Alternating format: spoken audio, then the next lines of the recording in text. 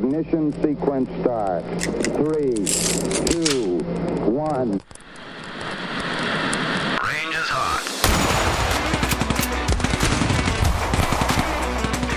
Lock and load. It's time for the Gun Rack with your hosts, Joey and Drew.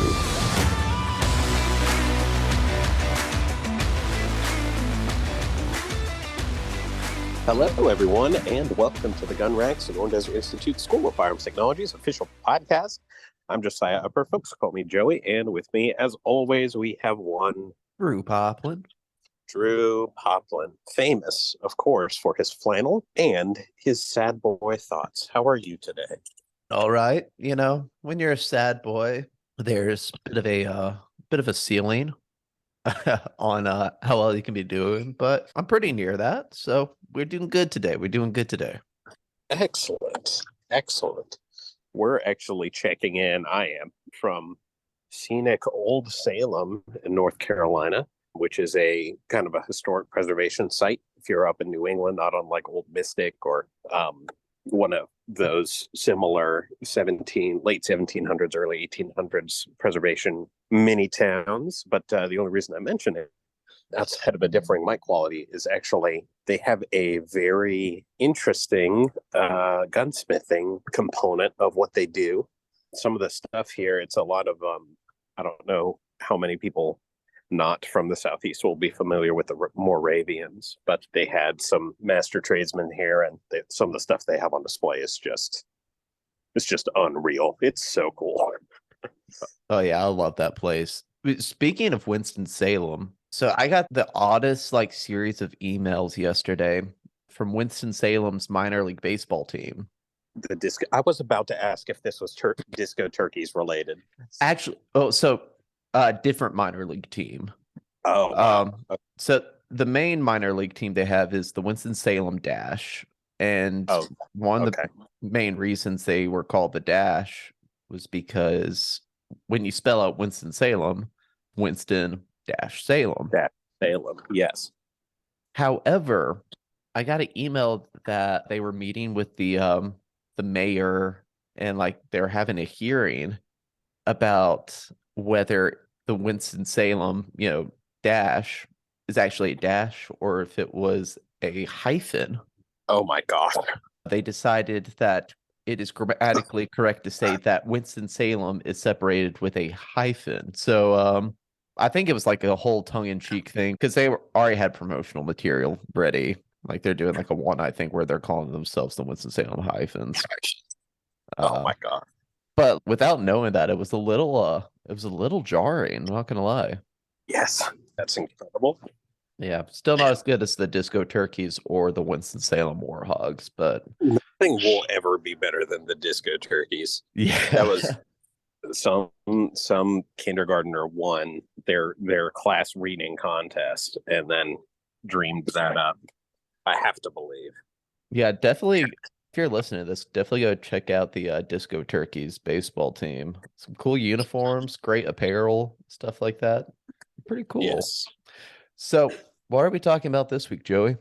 All right, so we're going to talk a little bit about the NRAA meetings, the NRA Annual Meetings.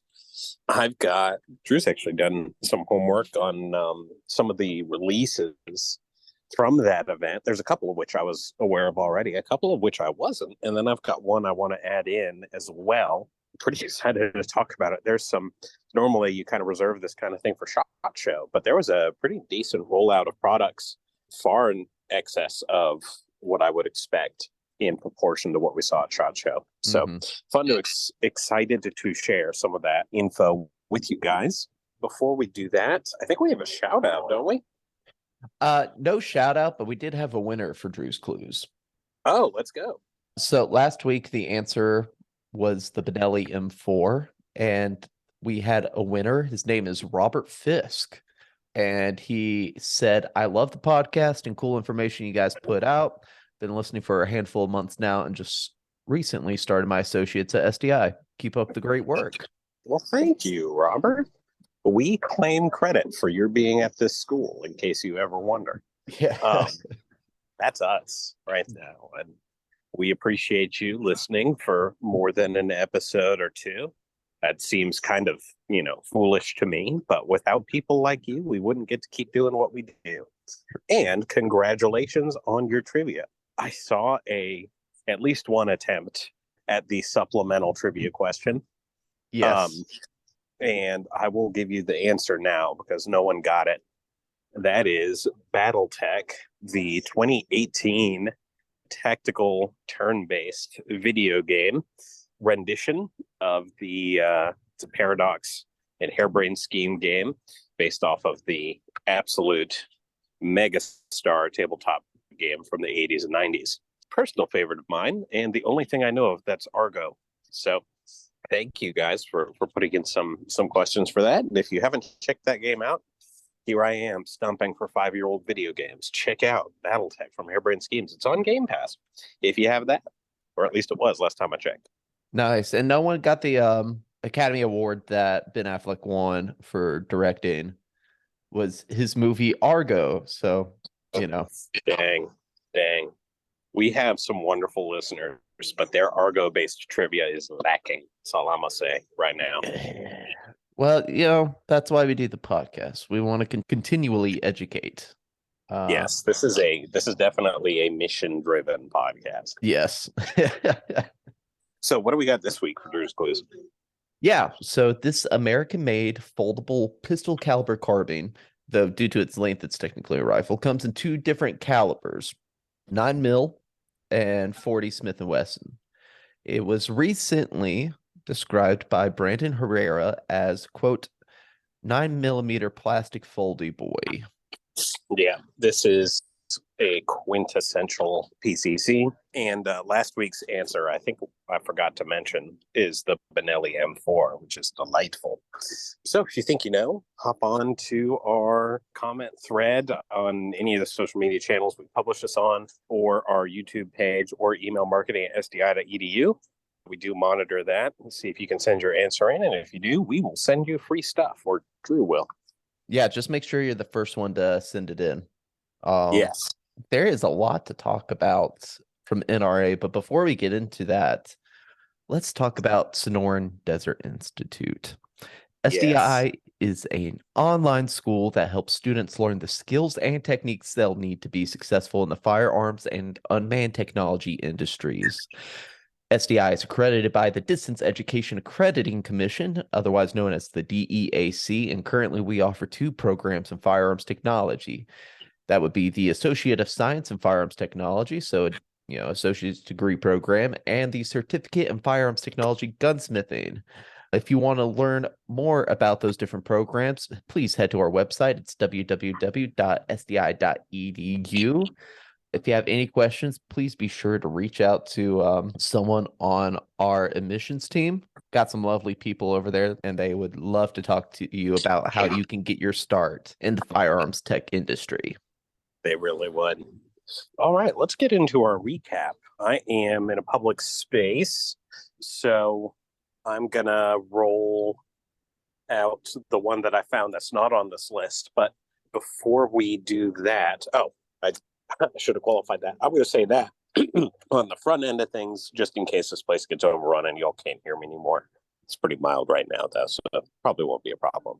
Anyway, what is the NRA Annual Meetings for those who might not be aware? It's the National Restaurant Show. Yes. Takes place May 20th through 23rd, 2023 in Chicago, Illinois. Yes. No. Norden Ramsey's Ass Association meetings. Yeah, that sounds about right. Yeah, I got it. Yeah. Welcome to the Ass Association. No, so we're talking about the National Rifle Association. This was their 152nd annual meeting, I believe. This year, it was April 14th through 16th. And it was in Indianapolis, of all places. I hear that's a pretty popular place for conventions and stuff like that. I have too. I've never been. I'd really like to go. Heard their restaurant game is pretty much impeccable. Mm-hmm. That's actually where my sister got proposed to. Oh my gosh. Yeah. So apparently it's not too bad of a place, but you kind of alluded to it before. Normally, we expect a lot of these big announcements about product releases and stuff at SHOT Show.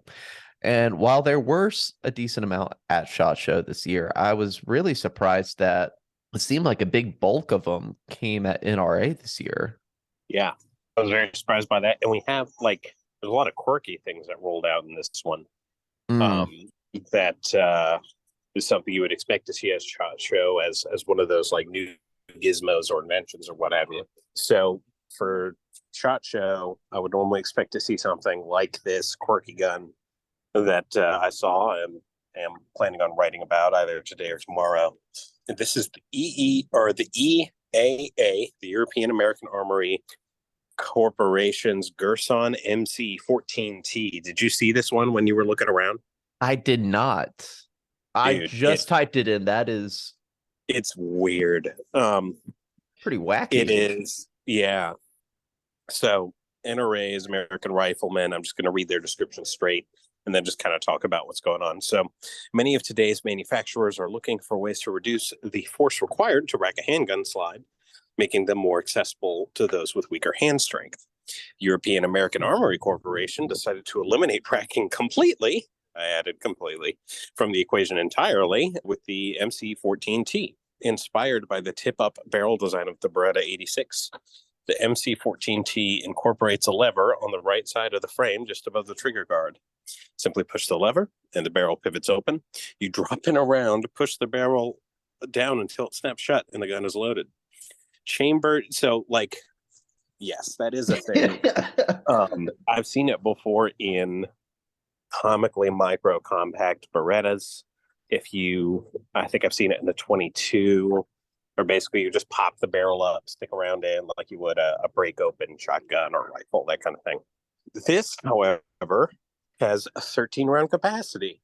It's 4.5-inch barrel. This isn't it's not a huge gun, but it's a proper firearm, and it is all metal and only 22.4 ounces unloaded. The MSRP is only $498. One of the nice things about EAA is they are cheap. I should say they are affordable. A lot of their stuff is pretty well made. So I saw that and I was like, what in the world am I looking at right now?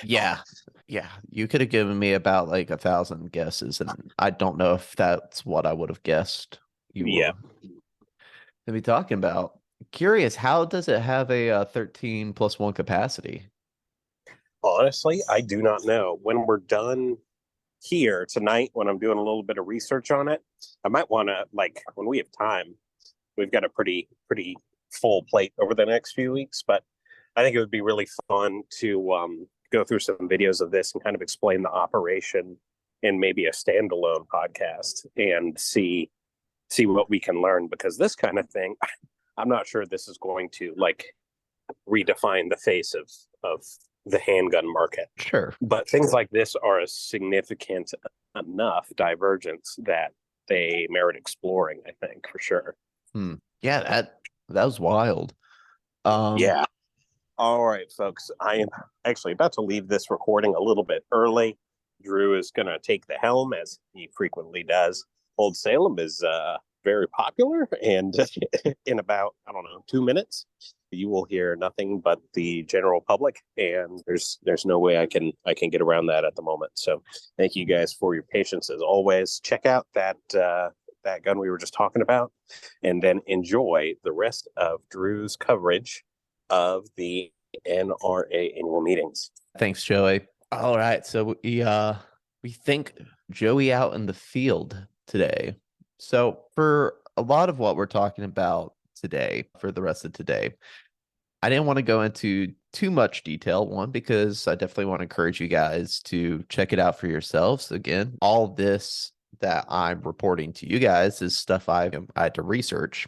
I wasn't able to go to NRA myself, so I definitely encourage you guys to check it out for yourselves, formulate your own opinions. But it's going to be kind of more of a broad sweep over the stuff. If you want to find out more, y'all know how Google works. So let's start with SIG. First up, SIG had a couple paint jobs that they showed off. They have the 6-hour Robin's Egg P365 380. So how originally it was black on black, the color scheme. Now it's this like Easter bunny blue. That's how I would describe it. Easter bunny blue and nickel. Not my favorite thing in the world, but if that's something you're into. And they kind of did the reverse for the P320 Spectre Comp. They released the P320 Spectre Comp Blackout, which is basically where they removed all the gold accents that were on the Spectre Comp and made it all black. But SIG wasn't done. SIG also had an update to their Cross Series rifles. Basically, they kept the same receiver in stock, but they changed a lot of other stuff on it. And this particular model is called the SIG Cross STX. Has an extended free float M-LOK handguard with full-length 20 MOA top rail, rather than the short rail seen on the Legacy Cross. Has a new 20-inch heavy barrel equipped with SLH, SLX suppressor-ready flash hider, and it comes in 308 Winchester and 6.5 Creedmoor. This bad boy is going to cost you around $2,600. And again, that was the SIG Cross STX. And finally, SIG also released the Romeo M17 Micro Red Dot. It was designed specifically for use on the U.S. Army's M17 and M18 modular handgun system pistols. These are mil-spec, so that's really cool. And apparently they were built to take a lot of abuse. For example, they claim that it is submersible to depths up to 35 meters. Now, why you would want to have your red dot 35 meters underwater is anybody's guess. But just so you know, if that's the way you roll, you got a red dot for you. So it also has a side-mounted CR 2032 battery compartment with a threaded battery cap.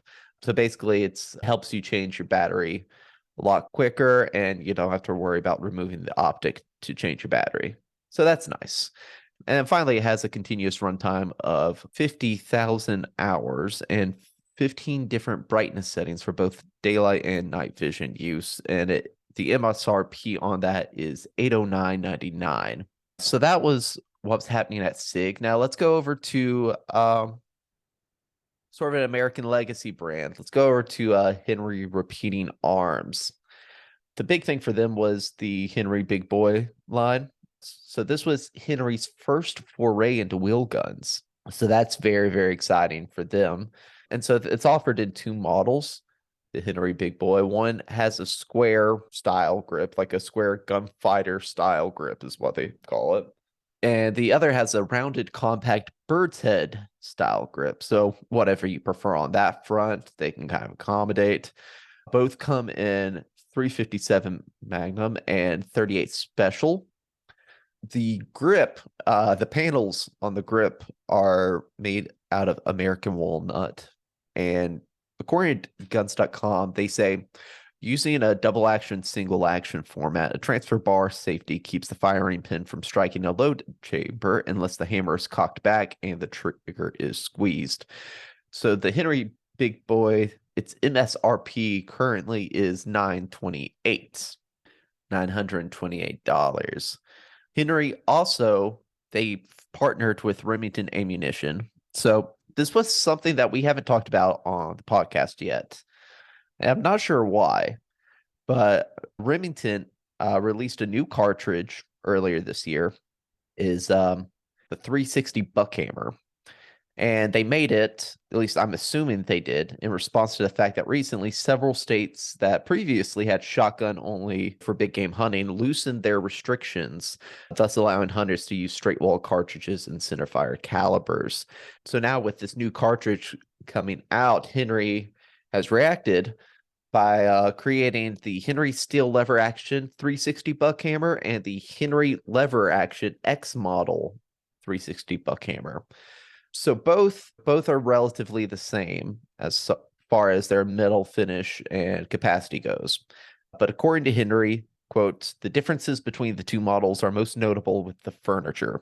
The X model variant sports durable black synthetic stocks with M-LOK and Picatinny accessory slots. while the steel lever action version uses checkered American walnut. Other differences include 5.8 by 24 threaded barrel and fiber optic sights on the X model version. MSRP is $1,057 for the steel lever action 360 buckhammer and $1,091 for the lever action X model 360 buckhammer, unquote. So, if you're wanting sort of that classic Henry lever action, I say go check out the Henry steel lever action 360 buckhammer. And if you're more into, the modern style of rifle,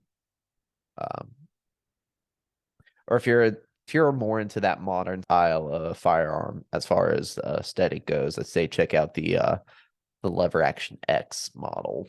On a related note, Winchester, we talked about Remington. Let's mention Winchester. They announced the 400 Legend. So back in 2019, they released the 350 Legend.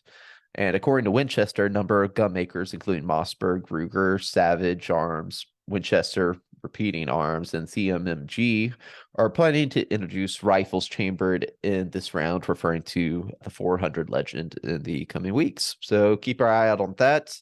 Seems like it's an interesting time for hunting cartridges. Let's go and talk about Ruger next. So we had mentioned, I want to say it was a couple of weeks ago, we talked about how Ruger has been resurrecting classic Marlin firearms. Well, they're going to be selling the Model 336. They brought that back. Caliber for that is 30-30 Winchester. Its capacity is 6+1. It's got a American black walnut stock. And reading directly from the Marlin website, quote, improved manufacturing processes create tight tolerances, resulting in a reliable, attractive rifle. Multi-layered quality control procedures, including daily function and accuracy audits and multiple inspections, result in a high-quality product. The suggested retail for that is $1,239. They also released the Super Wrangler. That's under the Ruger name. So it's a single-action six-shooter. According to guns.com, compared to the Wrangler, which they had already released, the Super Wrangler has better target style sights and a longer barrel.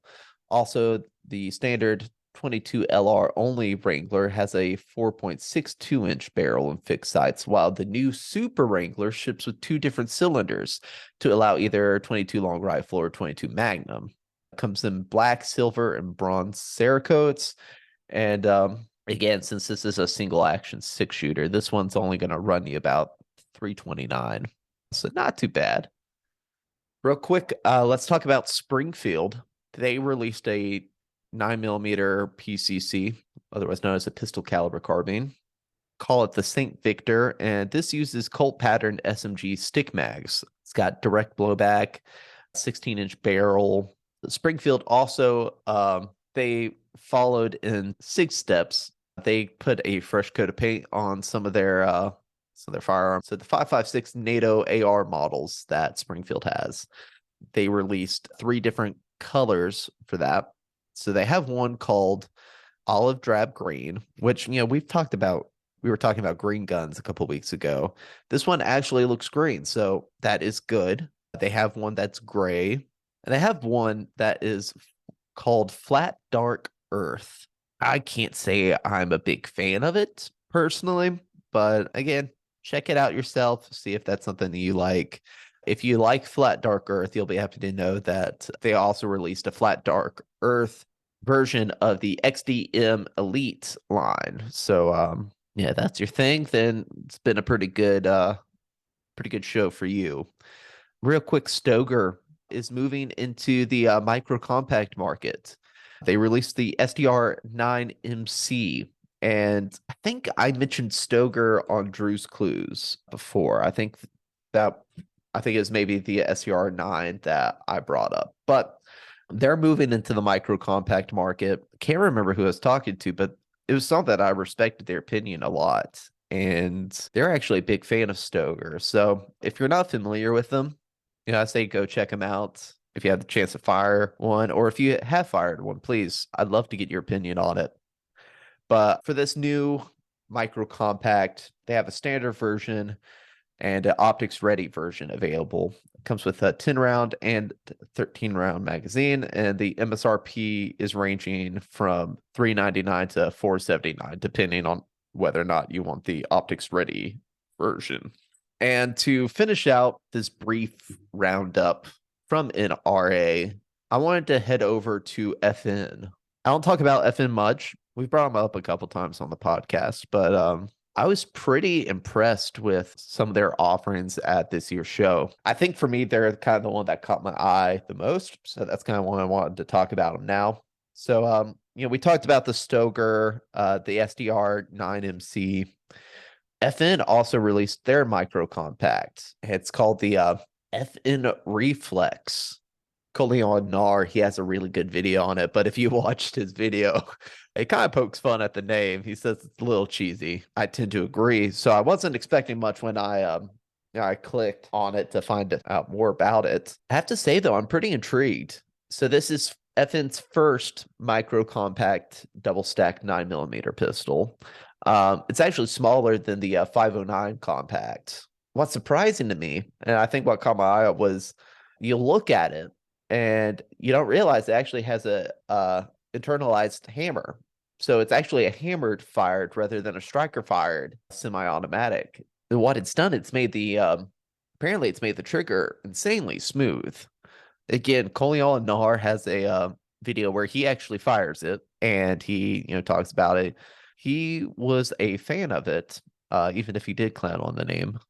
So definitely check out his video on that. MSRP on the Reflex is $599 to $659. That's depending on whether you want like a optics ready version or not. But no, I think as far as firearms that caught my eye the most from NRA, I'd have to say maybe it was the Reflex. But FN wasn't done yet either. They released the FN-15 Guardian, which is a rifle. And this thing is chock full of spec parts. So if that's, if you put a high priority on that sort of thing, FN's got you covered. For me, one aspect of it that I really liked was they had stippling on the magazine and the grip. I thought that was pretty dope. And the MSRP on this one is $999. It's expected to sell for around $899. Again, go to FN's website to find more details out. And I think we'll stop there. I think we covered a lot of the bigger ones. Again, other people have talked about some of the other releases from NRA, but those were kind of just the ones that we wanted to cover in this brief recap episode. And with that, let's go ahead and do some tales from the range. This one's from thehighroad.com, as as is tradition. And this is from user PWC. It says, a long time ago, I was shooting 22s at rats at the dump. There was an old console TV. We shot at the picture tube, but it didn't break. But we heard ricochets. And it seemed to come back at us. So we checked and we found out the early picture tubes. For you people that are under the age of 200, a picture tube is like an old square TV. So they checked out the TV, found out that those early TVs, they had a metal bell, which focused our shots back at us. We were young once and stupid, but it's proof that God watches over idiots. Very, very happy that no one was hurt, especially since they were kids back in the day. But just be careful. Once again, I feel like that's kind of the moral of the story with all of these tales from the ranges. Just be careful because, if you're listening to this podcast, it means you're a listener. And if you're a frequent listener, that means you're part of the gun wreck mafia. And the way I see it is the bigger, the better. We want to keep the gun wreck mafia big. We want to keep it safe. Yeah, just be careful out there, guys. Anyway, that is it for this week's episode of the Gun Rack. However, we've been teasing it for weeks, but it's coming to fruition. Guys, we are so freaking excited to share with you the 2023 SDI Firearms Draft. We've been talking about it for weeks. Most of you are aware at this point, but again, it's maybe one of my favorite things we've ever been able to do on the podcast. Again, this year's a little bit bigger than last, a little bit better, I would say. And we've got plenty of surprise picks already in, so can't wait to go over those with y'all next week. So yeah, just stay tuned. And until then, have fun, stay safe, and we will see you at the range. Sonoran Desert Institute is an online school accredited by the DEAC. It is headquartered at 1555 West University Drive in Tempe, Arizona. For more information about how you can craft your firearms future, visit sdi.edu.